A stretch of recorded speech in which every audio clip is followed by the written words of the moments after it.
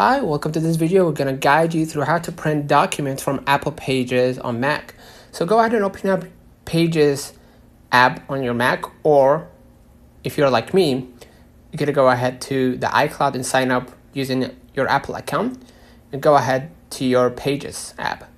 Inside, what I'm going to do, I'm going to hit the three dots here at the top, right? You can see download a copy, send a copy, and then print. So hit print, right?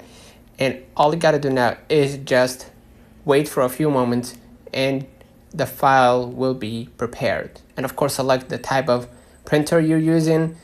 Okay, you can save it as a PDF or hit see more. Okay, select the destination. If there is a printer connected, you're gonna be able to see an option that allows you to select the type of printer. Okay, so basically hit save or print. And basically that's it. Consider liking this video, subscribing. Until next time, see you. Hi, welcome.